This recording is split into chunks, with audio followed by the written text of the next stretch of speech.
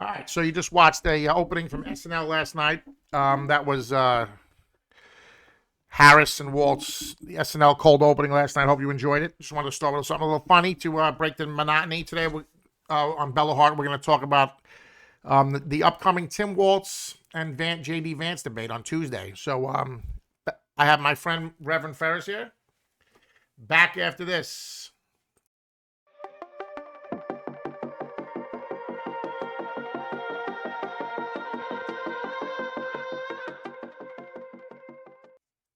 All right, brother.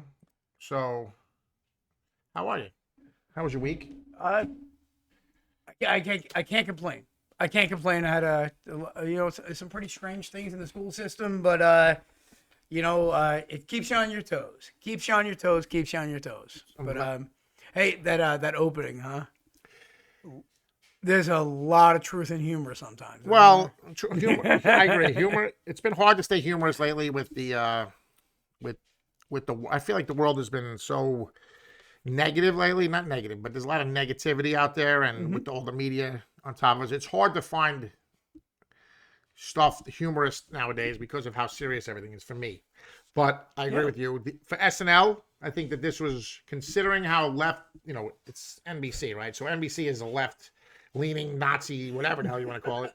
So for them, so at least they were semi in the middle here, and they didn't go completely anti-Trump, which is really why I even agreed to play this, is because it wasn't as bad as I thought it was going to be. You know what's funny? Like when we first became friends, okay, and we were only discovering SNL in the late 80s, early 90s, and all this kind of stuff, and we were always told, "Oh God, this show sucks. It's not what it used to be when you had these guys on there and everything." And now we say the same thing now. It's not the same thing. It's not the same. Well, Lorne Michaels, I got to be honest with you. I think your time is up. But you know what? Good one last night. You casted it perfectly. It was done very well. Good job, Lorne Michaels. I agree. Just don't suck next week. Well, the problem I have is I feel like the whole country is going through the same awakening at the same time. Because I'm a huge SNL fan. I love SNL. Not at all. I've been done with it. I'm an SNL historian. I can tell you, I used to sit and watch SNL from the first season until now, because I love comedy, dude. I love to laugh. I love to have fun. But lately with what's going on with the woke movement and all the media and all the nonsense, NBC is up until last year when NBC made fun of Trump, I would whatever, who cares? Trump's a moron, whatever. But as I told you, I became awakened, not woke, awakened, my friend. I know that's your catchphrase here. So wake up, don't be woke. So I've become awakened to the reality, and so to any anti-Trump, comedy that has, because I don't know, maybe I'm being a little overdramatic, but because of the severity or the impact this election is going to have on our lives as Americans, it's hard for me to be fully to find stuff that's not true about Trump funny. I'm okay with laughing about Trump because whatever, who cares? He's a funny dude. He's orange. He has funny hair. I get it. He says some funny shit once in a while. He's a funny dude. He makes fun of people. Jamie, the guy actually became like an employee of the WWF before it was the WWE, and had fun with being a millionaire and knocking out other wrestlers. The guy's got a sense of humor about himself. Oh, you're right. He's a very serious man. And he wants to love his country, and he wants you to love him for it. But the man does have a sense of humor. He does. And I'm just saying, like I said, this whole election cycle has, because of the seriousness of what's happening to the election and how important it is to awaken people and to tell the truth. When they put stuff on there about the, if you watch the full clip of the SNL last night, which I'll put the link in the description. They go through a point where they talk about the Springfield, Ohio, the cat eating the cats and the pets, and it's not, they're basically alluding that it's fake, right? So that pisses me off, because now it wouldn't piss me off in the past or even in the future if it wasn't so much on the line. You understand? Yeah. Like if people weren't sitting here watching SNL and like actually because Kamala Harris hasn't said a word about anything and hasn't given us any policy points except for her feelings, and she's a middle class. She grew up in a middle class family, which is all bullshit. Middle class family when like she worked for McDonald's. Yeah, right. Well, she worked at McDonald's, and and her lawn was all that mattered to the whole You community. see this new thing like they don't go back in their in their employment history. They can't prove it. Right. Yeah. Sure. Jamie, let me tell you something. I'm 50. My first job at 15 years old was at McDonald's. I can still get my working Right. papers at We McDonald's. can still prove it. Right, and I did Right it now. last week. That's what I'm saying. I mean, So we know it's bullshit about her fucking. Ed Rappaport, the owner or the former owner of the Middletown, New Jersey McDonald's, that was my first job other than a paper route. Okay, trust me. If somebody was running for the the presidency of the United States and is the vice president currently, you might be bronzing that on your wall. And be like, hey, this knucklehead worked here. She put some curry on my Pictures or stuff. something. Pictures or so. There'd be something like, oh, Kamala Harris was here. There's curry on my Big Mac. Kamala Harris was here. Right. Exactly. Curry. Well, she's Indian, right? Yeah, and she's Jamaican. Just like that. You know. Just like that other one from a couple of years ago, right? Yes, she's Indian and Jamaican. Yeah. Just for the record, she's not black, but who cares? I mean, nobody cares. Anyway, that's a whole different discussion. So what are we talking about now? I forgot. The debate. Remind me. The Yeah, debate. because I'm like. I like to level this man off. So we're gonna go in a second. We're gonna talk about the debate between JD Vance, and we're gonna go over a little bit of the resumes of JD Vance and Which Tim Walz, we actually have here. we actually did some homework. Over the past couple of hours. We've actually pulled the resumes of both vice presidential candidates, and it's interesting, and we're gonna have some fun with this. Yeah, so we're gonna absolutely gonna have a so what we're gonna do is we're gonna go over the Tim Walz resume, and we're gonna talk about his Okay, so let's keep in mind, disclosure statement for the resumes is. Resumes are always positive, right? So when you do a resume for a job, you don't put on that I have a criminal history or felonies or things like that. You always put your only positive things. So let's keep that in mind when we're talking about things. Like the time that I was pulled over for drunken driving and found not guilty.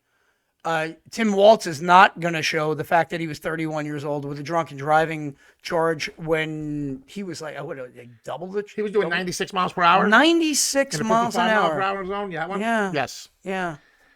That's true. That is a fact. He was doing 96 miles per hour to 55 mile per hour zone in 1995. Yeah. Just for the record. Yeah, but for the record, I wasn't found guilty. Good. Well, I mean. I could care less if you were pulled over for anything. Honestly. It doesn't matter. I'm not running for vice president of the United States. Right, exactly. And also, he's just, I don't know. There's just something about Tim Walz that I can't.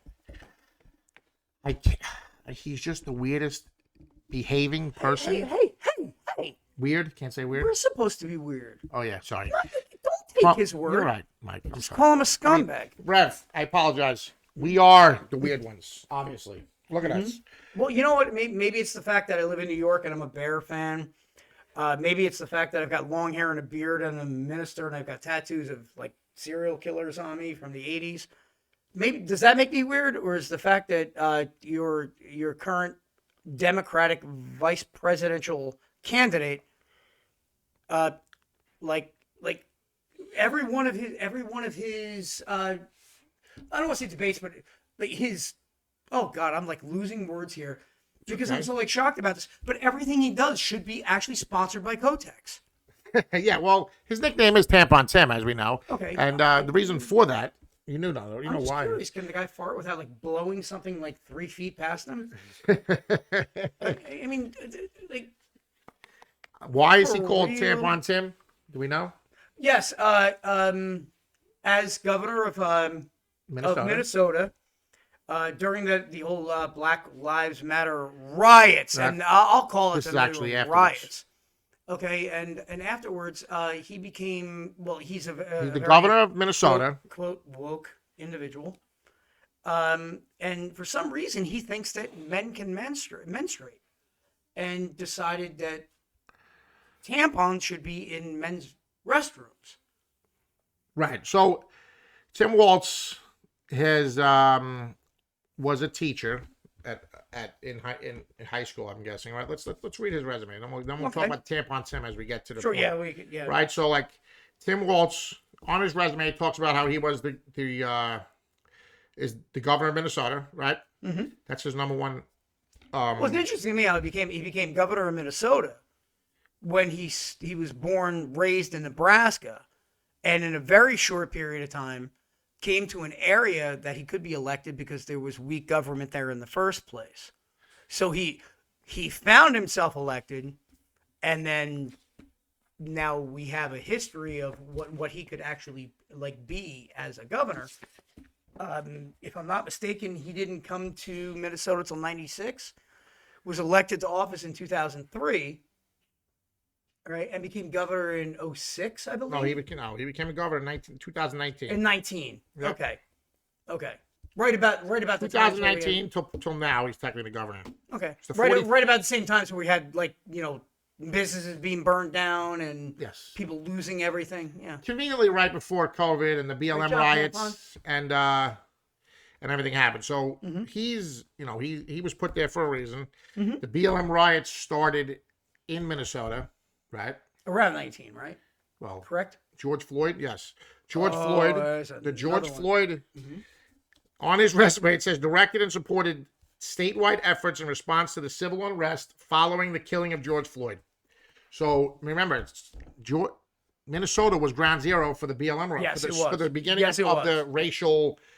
the Summer of Love, they called it. Remember when they burnt down all the buildings and they made Minnesota look like a war zone. Summer of Love, like what we loving marshmallows? Well, that's what they call it, the Summer of Love, but it's obviously in quotes because we destroyed cities for the riots, for the BLM riots, because of the whole George Floyd thing, which in retrospect is all bullshit. Just for the record, It is. I mean, nobody wants to see a loss of life. So please don't anybody who's watching this think that anybody here is celebrating the death of anybody. Of course not. But to be supportive of a man who was obviously a criminal, right, and then to cause the death and destruction of businesses and families because of it, yeah, you know what? I got a problem. Well, my problem with the George Floyd thing is like he was a fentanyl addict, right? And he has a history of using fentanyl. And fentanyl has a history of if you do your research, stops your respiration, right? Stops your heart, stops your lungs from breathing. If anybody knows anything about painkillers and those types of drugs, if you take too many of them, they slow your respiration down, and that's how people OD on painkillers. Is they slow their lungs terrible. to the point where they stop breathing. Right? Terrible. And it's Terrible. Right. So George Floyd has a history of fentanyl is the strongest version of those drugs that are available to people on the streets, not in the hospital. The hospital has more stronger stuff for the record, but for the illegal stuff, fentanyl is the strongest stuff they can get, and that stops your respiration. So it's been and if you do enough research, and you'll never find it on any of the mainstream sites, you'll never find it on CBS, NBC, CNN, or any of those sites. But if you do enough research about his autopsy, it'll show you that George Floyd died from a fentanyl overdose, not from being suffocated by a police officer. Yeah, but you know what he did that was perfect?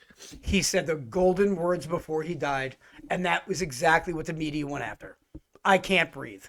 Yeah, but it was all a show. Anyway, so they staged this whole show, this whole thing in the election, right before the election of 2020, before Donald Trump's about to go off, right before COVID, and for the record. So before the election of 2020, we had BLM riots, and then we had COVID. So just think about The it. China virus. China. The China. Remember, we don't. As far as the left is concerned, we don't trust China. As far as the right's concerned, we don't trust China. Okay, so as this podcast goes on, please remember what I just said. Right. We don't trust China. Yet Tim Walz has been to China 30 times, and Didn't he teach there too? he also led a. Let me see if I could find it. If I'm not mistaken, didn't he get married on the anniversary of the Red Square riot? The What was it called? Tiananmen Tiananmen Square Square. riots. He got married. That's correct. Right? He did. He got married Right. on June 4th, 1994. And his honeymoon was in Let China. me put my glasses on. And didn't he try to bring like 30 American students to China Well, that was during his that thing. time? He was a teacher that. Where did my glasses go? We're not that old, I hope. Oh. Such a All good. right, so now we're back. Anyway, so his wedding date was okay. Just so you know where we're getting this information from, I did some research. This is an article from a newspaper from 1994, and it talks about how the 29-year-old Alliance teacher and lifelong student of the Far East will marry fellow teacher Gwen Whipple on June 4th, 1994, the 5th anniversary of the uprising of the Chinese Tiananmen Square. That's weird, right? It was done rather intentionally. If you read through the article, it was done like an anniversary type of thing. So like, and that's that weird. is weird. So okay, so there's a lot of. Oh, are we allowed to call him weird? Yeah, Isn't that his word against That's us? his word against us, but I don't give a shit. That's only because he's the weirdest dude I've ever seen. I mean, if you watch, just even watch the opening of Really? Jim Gaffigan. Right. Jim Gaffigan tried to accentuate his weirdness when he's always pointing and doing the whole thing, Genius, right? by the And way. I love Jim Genius. Gaffigan. I love Jim Gaffigan. But all I'm saying is that it. I mean, it's really over the top. Like so you like, and I analyze people's behaviors. That's what I do. Mm-hmm. So when I look at people, I always wonder why are they behaving the way that they're behaving, right? That's what I try to figure out. Okay. So why is Tim Walz always overly dramatic, like jazz hands and pointing and this and his heart and this, all this other stuff? Why is he always doing that? Like it makes he's got to be covering up for fakeness, right? Why are people over the top? Because they're covering up for insecurities. Honestly, I feel like he's probably more comfortable on Broadway. I agree. You know what I mean? I agree. Super. I agree. Jazz hands. I agree with you, brother. 100%. So the other thing is that, so he's from Alliance, Nebraska, which is where he taught. Well, actually, he's from West Point, which is actually really interesting because he'll always say West Point, but not tell you it's West Point. Right, West Point, Nebraska. Right. Right. Well, that's Because a whole we're going to talk about in a little bit about like the stolen valor and the whole nine. BS. Right. And when I'm sorry, any one of you, when you hear West Point, you're thinking West Point, New York. You're thinking about the Army cadets, right? When this man says West Point, he's talking about West Point, Nebraska, right? He's got a better view of growing corn. Right. So everything that they tell you is misleading. So that's the other thing you have to keep in mind. Mm-hmm. So his whole resume and the one he puts online in his official Minnesota.gov, which we have here, Minnesota.gov website, exaggerates his National Guard service, exaggerates his. I mean, let's be honest here. We all put together a resume, sure. And we're never totally honest. Sorry, Jennifer, and we're not. We're truthful. We just may make ourselves out to be a little bit better, but I mean, you know, this man is running for the second office in this country. Right. And so, all right. So now let's get back on track. He's elected the 41st governor of Minnesota, and he led the state through the COVID-19 pandemic. Now, remember, led is a relative term. He was the governor at the time, so he technically was in charge, and he was the leader of the governor of the state. However, well, can I ask you a question? Like, sure. We have 50 states and a huge territory, and we've come through it. Wouldn't any governor be able to put on their resume that we led through it? Right. Because it's over? Right, yes. Right? So you don't fuck you on that part of your resume. Exactly. You tampon putting up your ass. That's scumbag. all bullshit. So that's all nonsense. Led the state through the COVID-19 pandemic, right? So whatever that means. He was a member of the House of Representatives from January 2007 to 2019. Mm-hmm. He's 6 terms in the Congressional District of Minnesota. Okay. Served in the House Agriculture and Veterans Affairs and Armed Services Committee. Let's give him an opportunity to be like, hey, look, you were elected and you were reelected, so maybe you did something decent up in Minnesota. Okay, right. But I mean, let's analyze what it was. Okay, you did something and you were reelected. This is my message to Minnesotans. What the fuck is going on in Minnesota that you guys are electing this dude as your governor? I could say the same thing about you people in Massachusetts with you elected and reelected a murdering rapist and in Ted Kennedy, right? So I mean, so with all due respect, I mean, you these are idiots, and you find a way to do this, and you've done it in the past. You have a history of it, and you're doing it in Minnesota right now. So we can get past that right now. What are you thinking? No, you're fucking dumb. Well, I agree. It's disgusting. But the problem is that they don't name those things. They happen to leave those things out when they talk about him on TV, right? That's why we're here. Right. Exactly. Good point, my brother. Good point, my brother. On a small level, but it ain't going to be small for long. Yes. It says he focused on veterans issues, which I find hysterical because he has stolen valor in the history of his National Guard history, which we're going to talk about in a second. Blah, blah, healthcare and support of veterans, nonsense. Worked on rural development, probably, blah, blah, blah. Played a key role in passing a farm bill, which impacted food security programs and conservation. Okay. Teacher and football coach at the Mankato West. Hey, congratulations. You won a state championship in football. Mankato West High School. What did your football players do when they took off their butt pads? Taught geography and school studies at Mankato West High School. Coached high school football team and said champions, as you just said. Instrumental in bringing blah, blah, blah. Okay, so this thing. Instrumental in bringing diverse perspectives into the classroom. Okay, so now, wait.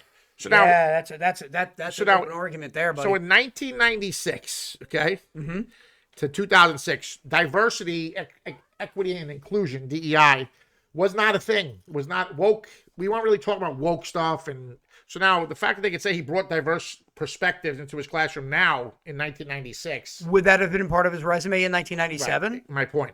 Okay. Exactly. So that's bullshit, right? So so now it looks great to bring diverse perspectives. So now, if you really go on and look at his Twitter history, you'll find out he was actually instrumental in creating a group for kids who were gay and homosexual and had LGBTQ associations in his schools. So, he actually started a LGBTQ support group for his high school students. We're in the 90s? In the 90s, yes. So that's okay. To me, that's a little bizarre for a teacher to be even. Well, at that time too. I mean, you look at it at this point right now, and they're thinking, "Oh, how inclusive is it?" At that time, was not so much.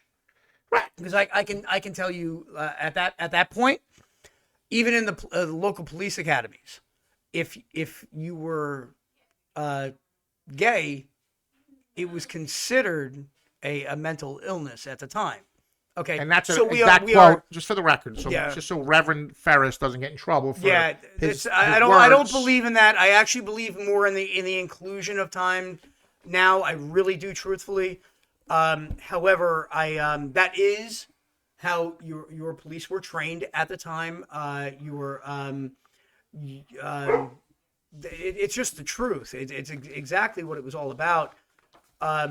The fact that it's more inclusive now, I am very much in support with, because I don't want anybody to feel like they're by themselves. Okay, but for the time, right? Maybe he was advanced in his time for that topic. Well, as we go, we know that ain't the truth. Okay? I was a Marine. As we move on, it ain't the truth. I was a Marine in 1996, for the record. Exactly at that time. And don't ask, don't tell. And right? it was don't ask, don't tell. Yes. So there was no LGBTQ anything. So there was an obvious. I don't even know how to put this together the right way, but there was an obvious divide. There was an obvious divide where when you're in the trenches, I don't want to know this. There's a I don't want to be around you. I don't know. These are not things that are PC these days. By the way, PC is BS and green is brown. Political correct is just another word for woke. Yeah. But these are things at the time that were not brought out the way they are now. When I was a Marine, they were bigger problems back then. When I was a Marine, if people were gay, like you said, it was don't ask, don't tell. And the reason for that is probably to protect the person who's gay, because Marines may not have reacted the right way back then. Fair enough. However, there's also a an issue that the female male role is very defined. It has been, well, not anymore, but it used to be defined to the point where men always felt, because it's in our nature to protect women. It's just the way we are. Yes, absolutely. It's just Absolutely. It's in our animal instincts. So like when if you're in a forward area where there's gunfire and there's people in danger, men have a natural inclination to protect women. And so if you're, maybe it took away their focus, maybe? Am I wrong about that? If you're on a team of women or people who feel that they're women in a situation, right? Okay. I'm not trying to I'm not trying to argue gay psychology or gay, with the way that gay people feel inside. That's not what I'm talking about. What I'm saying is if I was in a battle with a woman, I would try to protect that woman over you, just because that's just the way it is. And it's not because I don't love you. It's no way I can disagree. No way I can disagree. Men, that's what we do, right? So that's the way it was. I'll curse your name after I'm shot in the leg, and you didn't. But right. So it was just a different world back then, right? And for what it's worth, I've never been involved in the military. It's always been something that I wish that I had the guts to do. This man did. Well, and it was an honor of my life. So so he brought diverse perspectives. I said this again, diverse perspectives, drawing on his international teaching experiences. 1996. Advocated for inclusion education policies. So now, and mentorship for at-risk students. Now, what does that even mean? So, inclusion education policy. So, now this may not go over well for people. I think he's a closeted homosexual, and that he has homosexual, and that he started that group for his own. Can I stop you there for a moment? Yes. A moment, and I really want to get right back into this. But if we're going to talk about the truth and so on and so forth, if he's a closeted homosexual and he is in support of gay rights, isn't this the time that you should come out and do it? Because isn't it your party that is... Agreed. Like you're telling us all this is what you're supposed to. You have to. Reverend Michael, or Reverend Ferris, I'm sorry. Well, guess my last name now. Isn't this exactly what you're supposed to, like, what they're telling you're supposed to be doing? You're supposed to be including everybody. You're supposed to make everybody feel welcome and at home and so on and so forth. Well, then, please explain to me why, if you are a closeted homosexual and the man is acting like he is, okay, whether he is or not, okay, why not speak publicly about it? Because wouldn't that make you a superhero in your own party's eyes? Am I not wrong about this? Right, because at any point in history that homosexuals should feel freedom to come out and to be supported would be now, right? I mean, now is the time. Well, I would think so, but at the same time, they do have to deal with a lot of crap. They obviously have to deal with a lot of crap. Well, I'm not going to apologize for every person out there that doesn't include you, okay?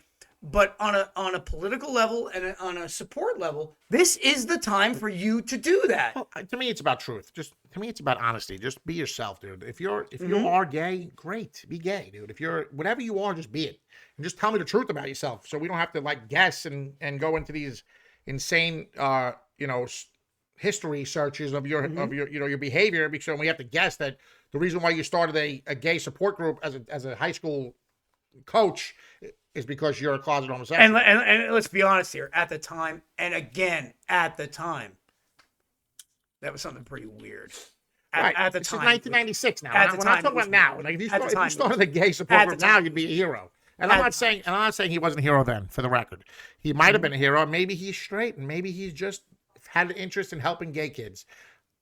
I find that very strange. Because, unless you just have some super compassion for people in 1996 to 2004, 2006, when he was a teacher and football coach in Manco West High School, it was a different time. You know what I would love to know? That 1996 state championship team, I would love to have, what do you have 11 on the front, 11 on the back, giggity, and special teams or whatever. So you probably had 53 kids on the field. I would love to have some of them here, right here, and see how they felt about the inclusion of things in their locker room. That would be when fantastic. when he was 29 years old and had these thoughts of I want to include this, I want to include that. I would love, because not unlike the military, a football team needs to be close. 100%. Correct? Okay, and please, a football team is not the military. Okay?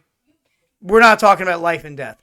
But it's a locker room. These guys go to their war on the field. Yeah. How did they feel about the inclusiveness of Tim Walz at the time? Well, apparently he was pretty successful at the time because he won a state championship. Well, Okay, see, but first year. where was he after that? Well- Like, did these kids stay with him? Did he continue to win championships? Did he continue to coach? The answer is no. Yeah, well, it's he did right. coach It's until right. 2006, it says. Well, I don't know. That's if this resume is 100% accurate. Now, this is from Chat GPT for the record. So now, 1981 to liberal 2005. AI bullshit level. Yeah, so OpenAI.com, ChatGPT. Everybody who watches this should know that I reference ChatGPT often, and so do most people when they come to gathering facts. However, the people who design ChatGPT are all liberals mostly, and they're woke, and so you could find traces of wokeness in ChatGPT's facts. Woke and not awake. Woke and not awake. There you go. BS, and they leave stuff out, right? So they leave certain things out, or they don't include certain things, and they happen to leave out specifics about his behavior and his past, but whatever. That's a whole other story. So anyway, as I was talking about his military career, he was a master sergeant, right? That's what it says, master sergeant, right? That's the E level you were talking about. Master sergeant is an E8 in the National Guard. Okay. Okay. Now. Oh, the National Guard. Which National we're Guard. not even talking about the Army. No, he's not in the Army. National Guard. So he wasn't in the Army. He was National Guard. Keep that in mind. But that's besides the point. I was like, now, yes, military, active duty military will, we will make fun of the National Guard just because that's what we do. Well, God bless them for being there, every one of you. Yes, and I love the National Guard, and every one God of you. bless you guys for volunteering and willing to put your lives on the line for the country. God bless. You're all on the same team, and I'm not trying to make fun of the National Guard, but I'm just being a Marine. I gotta make fun of them a little bit. I'm a Marine. Screw you guys. Anyway, You've earned the right. You're a Marine. I'm a Marine. You know what I have the right to do? What? Talk about other school bus drivers. What? That's true. I'm not a school bus driver. I don't drive a school bus. I've never earned that right. Not yet. Anyway. Not yet. But if I do, I'm going to talk shit about them. God damn it! I'm just kidding. Anyway, You so touch my school bus but if you drivers. go to Minnesota, well, I don't know if it I'll is put a anymore. stop sign out for you. If you go to the governor of Minnesota's .gov website and you look at Tim Walz's history, it'll say that he retired as a command sergeant major. And that's the highest enlisted rank. That's where you were The talking. highest E9. enlisted rank. Yeah, That's an what E9. we were talking about earlier. So, like, Yeah. any Marines out there know the difference between a sergeant major and a master sergeant is so astronomically ridiculous that it's like, if I see a sergeant major, I'm going to almost bow to him. Like, that's like. So it's the difference between like Johnny Carson and Whoopi Goldberg. Right, exactly. Thank you. Like completely whole nother level. Like, the sergeant major is you got to put like another 10 years in almost. Like, it's just. And it's political. You got to know the right people. You got to have a great record. You're not getting promoted to E9 unless your shit is in order, right? Mm-hmm. In anyone, especially in the Marine Corps. How many stripes does that include? I said E9 is 3 up, 4 down. I feel like the end of an inning. 3 up, 4 down. Right. This is an E9. Yeah. 1, 2, 3, and then 4. 1, 2, 3, 4 underneath. Oh wow! Like, so I was totally off about that baseball so reference. that's an E9. I suck. I don't know if you can see it, guys. Let me see. Can you see it? No? Whatever. Yeah. Who cares? It looks like terrible anyway. So anybody who's military people understand the 3 up. If you have just 3 by themselves, that's sergeant. That's an E5. And then you start to put the underneath. I forget. I don't know. What does underneath mean? There's a term for it. I don't know that. I have to look it up. There's a term for the underneath ranks. What they mean, like E5 starts staff sergeant, and then gunnery sergeant is E7. Then E8 is master sergeant. E9 is either master gun in the Marine Corps, it's master gunnery sergeant or sergeant major. But for him, he was an E9. Wish I had the guts. Or supposedly he went on his record for his website that he sells to his people. I was an E9 command sergeant major in the National Guard, which is bullshit. Okay. So that's called. Is this pretty much when he dropped out when he was being deployed again? Right. So like, But wasn't he supposed to be like promoted and then dropped out or something along those lines? right. Or... So I'm going to read something from Twitter. Okay. In 2005, Walz retired from the Army National Guard after 24 years of service, having achieved the rank of Master Sergeant or E8, eighth enlisted grade. But at the time, and for many years thereafter, Walz's official website biography identified him as having attained the higher rank of Command Sergeant Major, which I was just talking about, which is an E9. Yeah. However, Walz held that more prestigious title only briefly before it was rescinded because of his failure to complete all the requirements upon which it was contingent. In November 2nd, 2018, a letter published in the West Central Tribune to My birthday. Army, is it? Yeah, Army, it is. my son's birthday is November 9th. The Marine Corps birthday is November 10th. Army Command Sergeant Majors Thomas Berans and Paul Herr explain the nature of Walz's misrepresentations. So basically, he lied about his history in the National Guard. Which why even do that? Like if you're running for national office, do you not think it's going to come out? But like if you served for 24 years in the National Guard, why do you need to lie about anything? Like Exactly. just tell the truth. Shouldn't it be like exactly everything you have accomplished over that time, and live by that?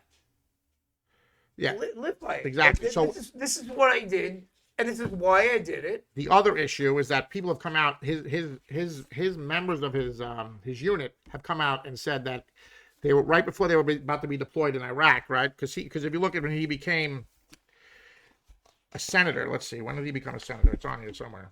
Can you find it for me? He was 03, I believe. Where the hell is it? It's on here somewhere. You got so way ahead of me on this. What did you anything you want to specifically reference? Honestly, I have a couple things marked down for him and the whole nine, but your emotion and everything about the military, and there's no way anybody can ever argue about that. You were a part of the military. It annoys me. It should be an itch you can never scratch. Exactly. Well, being a listen. I can't.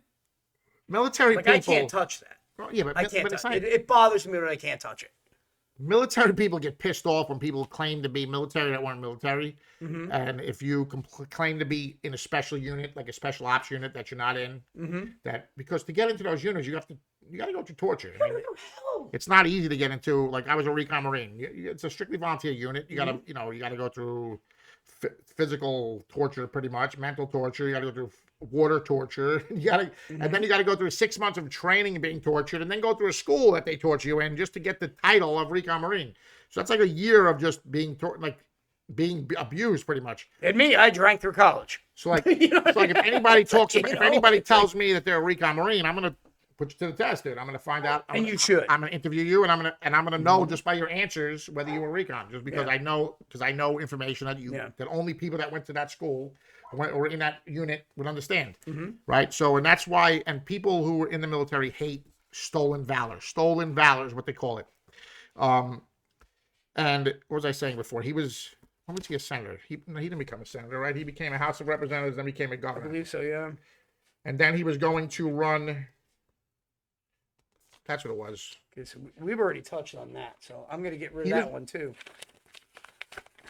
And I'm going to give the audience something to look at right here, and I'm going to throw this at them too. Yeah. Right. Sorry, guys. Right. No, I'm. So now we're at 42 minutes. Already. I'm crumbling up the resume of a liar. So now we're going to go to my man JD Vance, because before we go to JD, okay, if you wouldn't mind, like something I'd like to touch base with, because I have been so lucky and blessed enough to be a part of a school system. Again, that we will never speak of the school system and all that kind of stuff, because I love it. I love it way too much. But one of the things underneath education for Mr. Walz, before he becomes like CEO of the Kotex company here, is Master of Science in Education Leadership. Okay, so I would like to know in 2001 is when it became that a even Bachelor of Science in Social Leadership, right there. Yep. Okay, I would like to know at that time in 2001, when did becoming completely and totally full of shit give you a Bachelor of Science? Okay, when did that class, right, promote Master of Science in Educational Leadership. in 2001? In 2001, remembering the time. Okay, we're 9/11. not talking about evolution or anything like this, but in 2001, I would love to know when a Master of Science in Education Leadership, right, taught you to teach things that science has has never proven. Are you talking Right, about we're social science of educational leadership? Whatever that even means. What does that even Master of Science mean? in What is Educational educational Leadership. leadership? What is a master in what is science of educational Well, leadership? here's the problem. Here we are in 2024, and we're talking about questioning science constantly. Okay? What's a man? What's a woman? What's science? What's this? Right? When a couple years ago, right, trust the science, get the shot. You know what I mean? But this is his Master of Science in Educational Leadership. Right. Okay? So this is supposed to teach him how to lead. Okay? However, in 2001, I dare you to look up the curriculum in 2021 and tell me that it has anything to do with what is supposed to be leading this country at this point. So before That's we for move you. on to JD Vance, I just wanted to read one thing from a Twitter Twitter file I it's found. it's the So black level here. Walz's That's right. ties to communist China before and after marriage, after completing his studies at CSC Walz through Harvard University's World Teach Initiative, worked for a year in a teacher exchange program where he taught American history and English to teenage students in China. This was when? 1989? I don't know. Why? The program was paid for by the Chinese government and was made possible by a friend of Walz in China's Foreign Affairs Department. Notably, Walz began his endeavor just months after the Communist Chinese government had slaughtered hundreds of thousands of people in the Tiananmen Square industry. So he was married 5 years later. To the date. To the day of the Tiananmen Square industry. To the date. Oh. Tiananmen Square By massacre. the way, here, keep talking, buddy. Hold on to Right. that, like underneath real quick. Yeah, so he was... Hold on to this. Upon returning to the United States and taking a job as a social studies teacher at an Alliance, Nebraska High School, Walz told the Nebraska National Guard newspapers, going to China was one of the best things that he's ever done, asserting that Chinese officials had treated him like a king and showered him with more gifts than I could ever bring home. He would later reflect, no matter how long I live, I will never be treated like that well again. This is a quote from Tim Walz.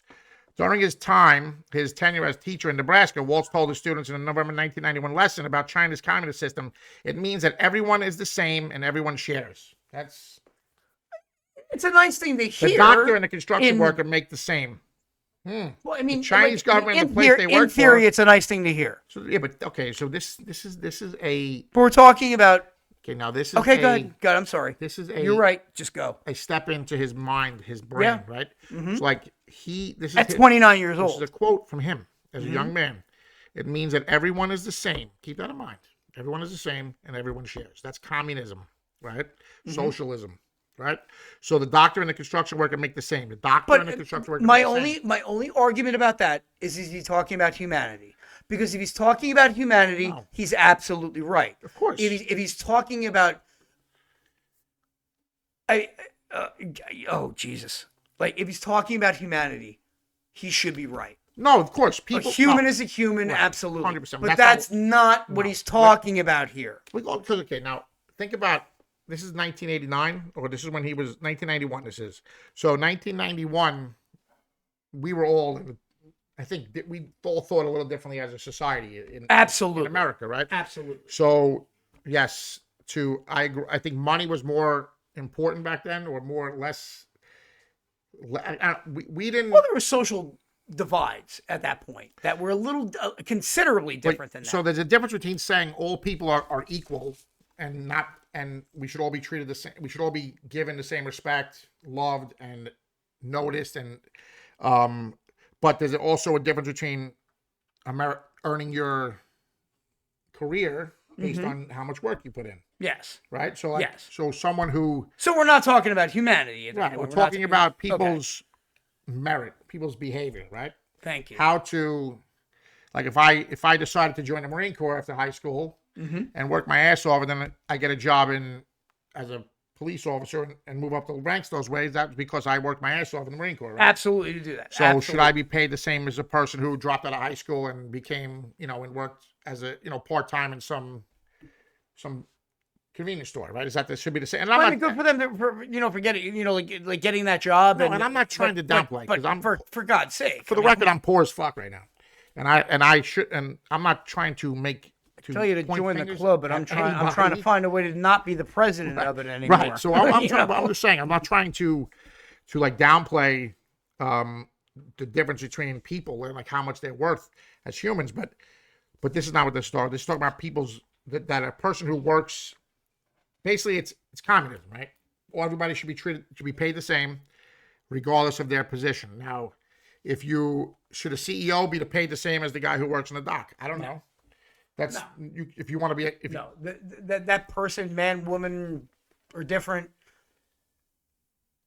is earn their way to that point, and the person that's just hired on the docks needs to work themselves to that point. There's a reason why they're getting paid. Right? In theory, if you have an honest system with honest people and honest workers and an honest grading system where nobody's trying to, do favors for each other and everybody based on people's merits only and not their color or anything else, right? Color, race, sexual preference, and anything else we have going on these days, then it should be fine. It should be fine to make more money.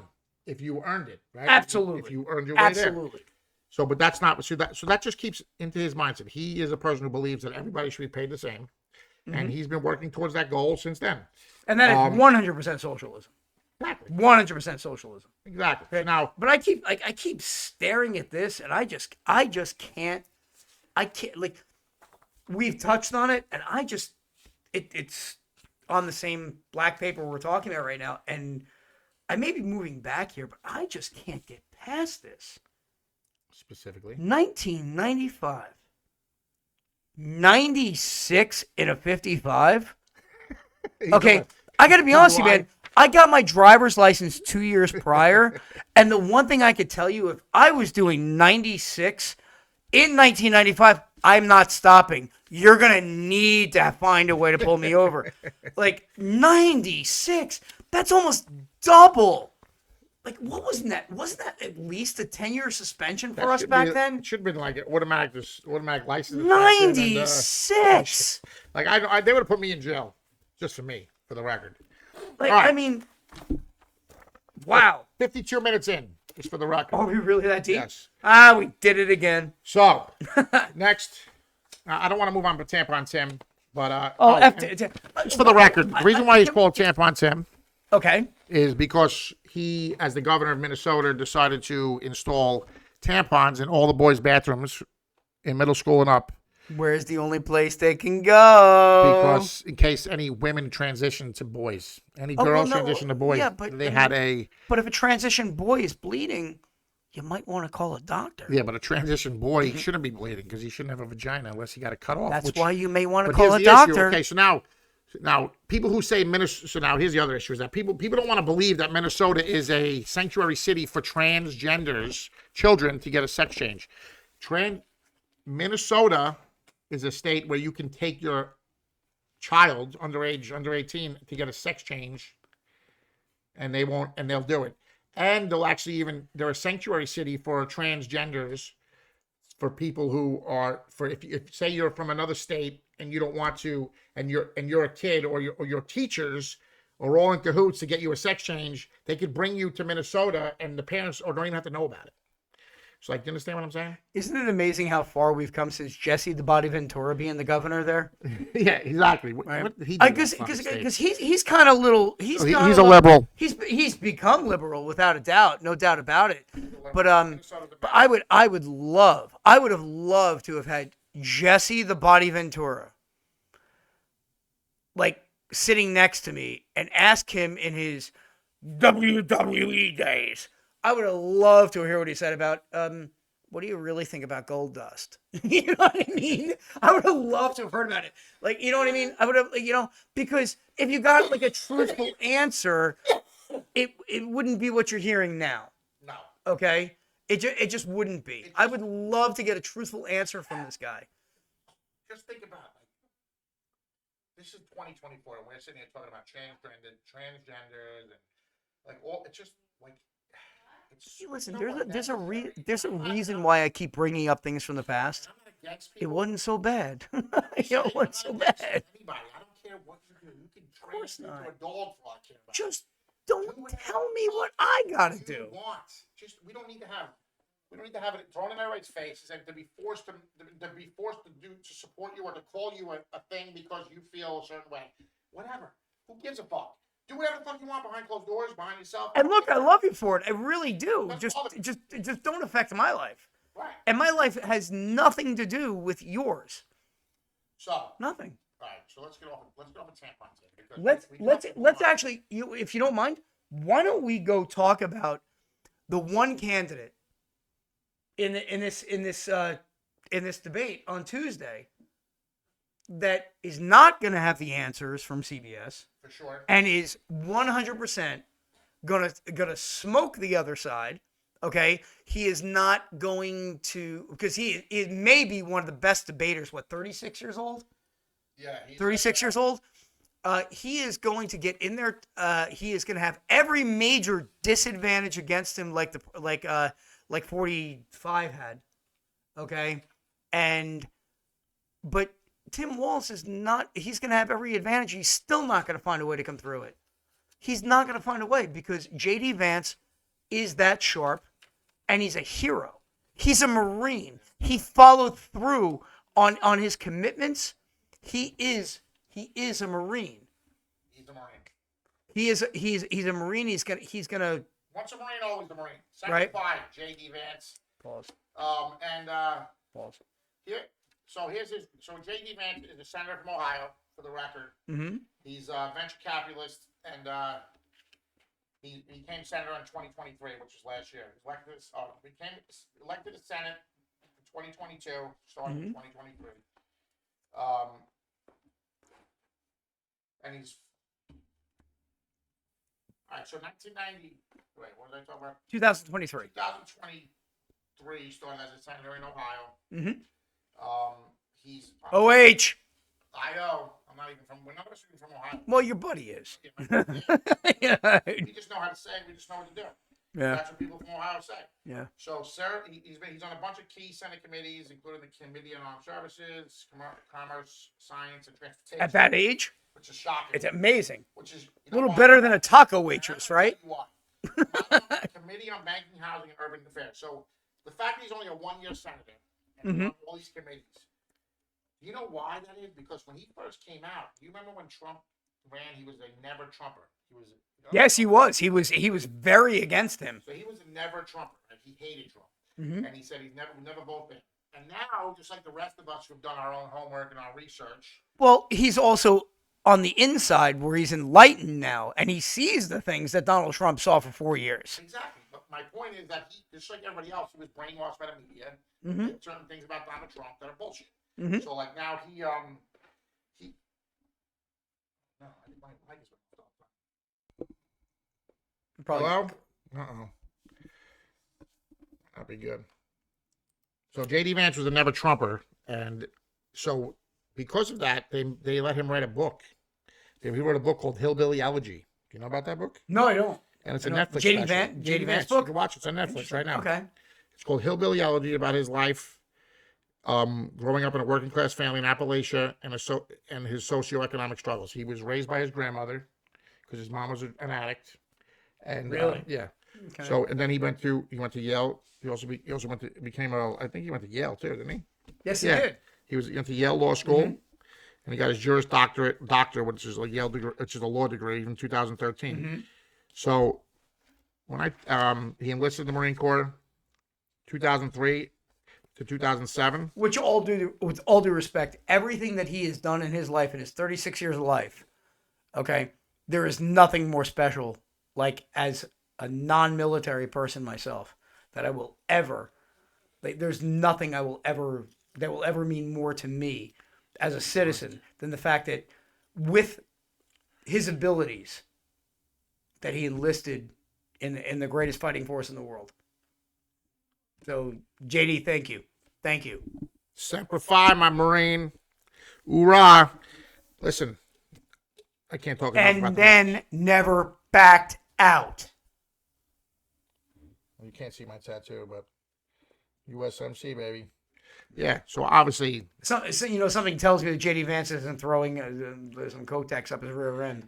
I don't... Yeah, he didn't write any policies. Something tells me it ain't happening. He didn't write any policies for tampons at all. But anyway, so to talk, JD Vance is like a superhero compared to Tampon Tim, and I don't know what to expect from this debate because Tuesday night he should come out with a cape. He should, because he's like a superhero compared to this other guy. Yeah. This other guy's gonna come out pointing and shit at the screen and pointing, even though there's no audience. So I love to see.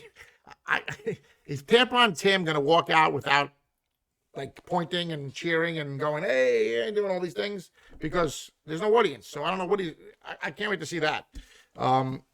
He just makes me cringe, man. You ever watch Tucker? You know Tucker Carlson? Tucker Carlson, yeah. So on all his recent, he's had a bunch of recent live events all over the country, and the first thing he talks about is how he would never let his Tampon Tim watch his kids. He goes, there's just something about him. He goes, I went to boarding school. He goes, and I know when I could tell the creepy boarding school teachers, and I knew who to stay away from. He goes, that's one guy who will never watch my children. Yeah. And, I have not heard that, but thank you. I needed that laugh. I really needed that laugh. And so as far as you won't let him watch the kids. Don't let him watch the country. Exactly. Please don't let this guy watch the country. 100%. Because seriously, by percentage, I remember hearing this back when Ronald Reagan was president. If you are a vice president in this country, there is a huge percentage that eventually you will become president of this country. Could you imagine this guy? No. Like, he would look like a NASCAR, like a NASCAR jacket or something like this. Brought to you by Kotex and Playtex. He's been to China 30 times, dude. You understand? He's a Chinese. He's like the Manchurian candidate, dude. He is obsessed with Chinese culture. He's obsessed with communism. He's obsessed with their way of life and their government and their laws. And he wants to do the same here. So you got, on one hand, you got Tampon Tim, who's a communist, loves China, wants to be like China, wants to change, wants to make. And if you don't agree with that, look at what he's done in Minnesota. They've defunded the police. They've closed down. Thank you. They've closed down police stations. They actually opened up the first I think Chinese citizen police stations in Minnesota. Did you know that? I didn't. There's police stations run by just Chinese citizens in Minnesota. Yeah. It's okay. So I'm his really priority is not America. You understand? Of course not, because teachings in China here. Write a part of his resume right here. And I would love answers about this. Okay.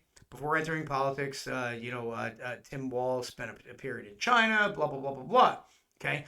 He has tried to apparently negotiate deals between Trump's tariffs into Minnesota based on the farmers of Minnesota.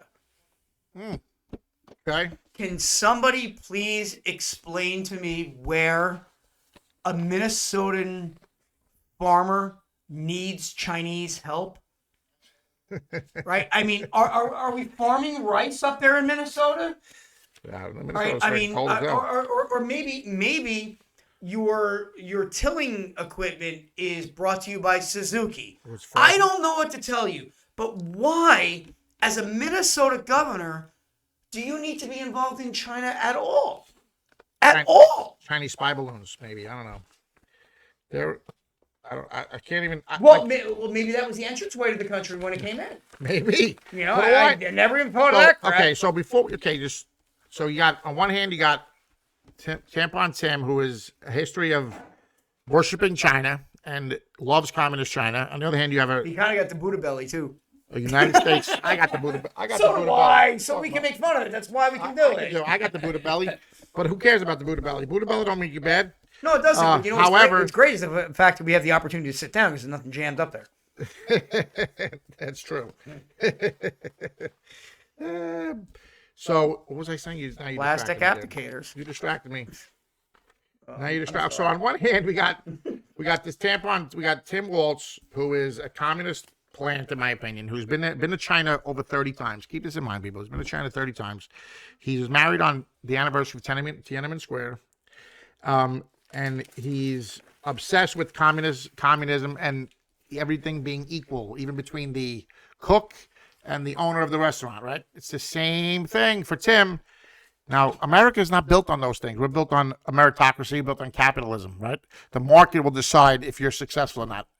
In an honest capitalistic market, let's keep that in mind. Honesty is important, because when you have corrupt people running it, it doesn't really matter who does what, because it's still corrupt, right? Because nobody has a chance. Right. So nobody has a chance. In an honest capitalistic environment where people are honest, then the market decides if your product is good or not, right? If you have a good product, people will buy it and you'll be successful. If you have a shitty product, people won't buy it and you'll go to bankrupt. It is what it is. That's the way capitalism works. It's built on merit and the quality of your product or work, right? So, but communism is built on everybody gets the same, no matter who you are. You just do a job in the system, as long as the government approves. Exactly. Do you remember when we were kids and we were in high school? I had a little bit different of a musical type of like thought process than you and the group did.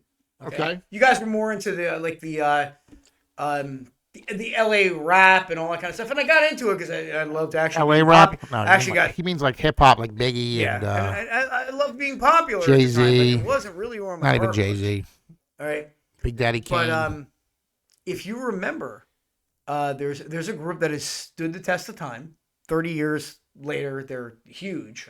I can't say I'm a huge fan of it. I am to a level, but we have Metallica. For sure. Okay. They had a song called "Injustice for All."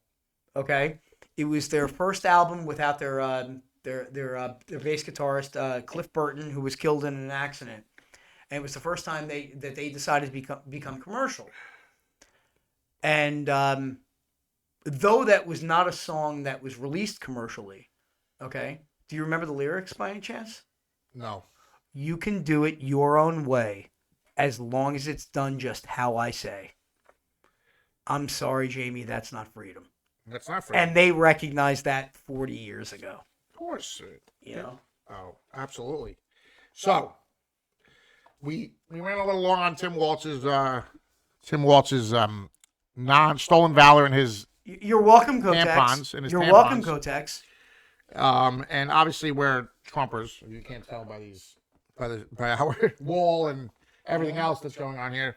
So, obviously we're in support of JD Vance, but if you can't, how can you look at someone who was a Marine, grew up in a poor family in Ohio, overcame all those challenges, and became a senator, wrote a book, became owned a business, a venture capitalist, I think it says, right? Co-founded and managing partner. Also overcame his anti-Trumpism. Right, and he was he was a never Trumper, so people who have the ability to change their mind on a public stage and are willing to admit that they're wrong. Yes, that says a lot about their character. And admitted he was wrong. Exactly. You tell me on the left where anybody ever admits that they're wrong. Never. So you got exactly. So to me, the choice is clear. Obviously, I'm interested to see the debate. I'm interested to see how much CBS. Go JD. Hell yeah, we baby. love you, JD. I'm interested to see how much CBS cheats and favors Tampon Tim. Have we talked about the rules to this yet? No. Okay. Can we touch on that now? Sure. Okay. You know the rules? Yes, I do. Let's because hear 'em, the baby. rules were supposed to be the same as the presidential debate on ABC. A question will be asked. They have 2 minutes to respond. Okay. Then the opponent, depending on where the question was initiated, has 2 minutes to respond. Okay. At no time, if you are not responding, is your microphone to be on. So I implore you to go back to the presidential debate and see how those rules were completely ignored. And let's just pray at this point right now that CBS maybe does a better job that way. I'm not going to trash them before they do a bad job. Okay? I'm just going to hope that they do a good job. Okay? Let JD speak. Let Timmy speak. Okay? Let them make their points, but play by the rules. Because if you play by the rules, JD's going to wipe the floor with you. No doubt. JD's going to wipe the floor with you. I agree. I also think that You know? no one ever now, in my history, I could care less. I've never cared about a vice president's debate in the past, honestly. I might have watched them for entertainment purposes, just because, when I was curious. There's never been a point in our history where it's more important. But this is the most, in my opinion, Mm-hmm. I'm sure yours as well, the most important vice president debate ever. And that's because Kamala Harris hasn't answered a goddamn thing. Mm-hmm. And she's done one solo sit-down interview, and that was last week, and that was a disaster. And she doesn't answer questions. She has an 81-page economic policy on her website, but I'm sure she was really part of that whole team who put that together. But the 81-page economic policy, how many pages actually refer to the top of the coffee cup that'll match her lipstick? Fuck you, Miss P. Probably none. So anyway, before we leave, let's get to our Ferris fuck you rant of the day. You know something? I gotta be honest. I have been fighting with this all week. Like, who is gonna be my Reverend Ferris fuck you moment of the day? All right, I've gone from Jay's bus service and like what happens in like the Freehold Manalapan area and the way that a very good friend of mine has been treated. I've wanted to tell Whoopi Goldberg, that you are literally one scoop away from chow, away from being Jabba the Hutt status. All week I've been trying to figure this out, and sitting here with you and your beautiful family in this amazing house. Thank you, sir. You know what? If you're an undecided voter, fuck you. Fuck you. Well, I don't Okay, no, hold on. You want to give the fame to the undecided voters or to the because Democrats? if you are undecided at this point, you're a fucking moron. You're like, is there anything dumber on this planet than an undecided voter at this point? We are the most divided we have ever been in our entire, and ever since, this country has become anything, right? There has never been a point where you are more decided than you are now. If you don't know what you're doing on November 5th, you're a fucking idiot. Figure it out. Figure it the fuck out. And you know something? I got to be honest with you. If you haven't figured it out, chances are you're not voting the way that I want you to. So that's my Reverend Ferris Mojo, whatever, fuck you moment of the day. But I'd actually like to introduce, not so much introduce something, but if you notice behind us, we have a couple of vote t-shirts. Okay? They are Walmart specials, and they will also be rechristened in different ways. And if you're watching this and you would like to be a part of the BelloHeart show featuring Reverend Ferris, these two t-shirts are going to have some personalization done to them. Okay, and we are going to give them away to 2 subscribers. Yeah, 2 Okay? subscribers. All you need to do is find me at Nightmare on Gravity Hill in Jackson, which is a horror type of thing for Halloween in Jackson. Okay, I am going to be in a certain spot. There are 12 attractions at Nightmare on Gravity Hill in Jackson. It's a part-time job that I have, and I'm one of the haunters. Okay, in very political type of attire. I will look a certain way, and I'm going to show you the way I'm going to look. Okay, I am a terrifying human being, and I will never tell you where I'm going to be. Okay, please, if you come through there and recognize me, say hello. Please say hello. Okay, it'll cost you $35 to come through there, and it goes. My level of being there is on charity. Okay, I will be donating money to a veterans animal program for veterans with PSTD. Wow. Okay, but I'm going to give you to Jamie for a second. I'm going to go put something on real quick. I'm going to show you what I'm going to look like. You come back on the New Jersey MAGA page. Okay, and you tell me the area over the next 2 weeks. You got, only on Saturdays. You got this Saturday and the following Saturday. Okay, you tell me where Reverend Ferris was. All right, first two people get T-shirts delivered by us if you want them autographed because we're famous now, right? Yeah, sure. All right, and we'll give this to you, and we hope that you can spread the virus. Yeah. Spread the virus. It's not something you've heard over the past couple of years. Spread the virus, spread the truth virus, man. Yeah, exactly. So speak to them there for a second, and I'm gonna go become dead for a second. Sure, do your thing. As Reverend Ferris gets changed here, we will discuss. Let me see. I don't know what to discuss. We're gonna talk about how. Screw it. You don't need to talk about anything else anymore. Oh, there we go. We got this. All right, people. All right. Oh shit. Okay. All right. I'm usually a big makeup person as a former funeral director, but I'm tired of the latex and all the bullshit. So so what we're gonna do here is there's a point in Nightmare on Gravity Hill where you will see me jump out with this mask. I will scare the living shit out of you. I promise you this. And you can tell him. Okay. Especially, just look at the hat, guys. All right. I vote libtard. I voted libtard. Would you like to know why that's there? All right. It is in honor of all the dead people that voted for Joe Biden 4 years ago. Okay. And I want you to abuse me when you come through there. Because I should have never done it. I should have never done it. You got really nice eyes, Michael. Reverend You know what's funny? They do come through this. Yeah. And by the way, when I'm there, they're not that blue. Well, his eyes are very nice, just for the record. Anyway, so I just want to say thank you, Reverend, for joining me today. And hope you guys enjoyed this episode of BelloHeart with Reverend Ferris. And we have something special for you after this, too. And I'm going to close this out with the clip of the finishing of the SNL cold opening last night for the season premiere of season 50. Stay tuned. Bear down.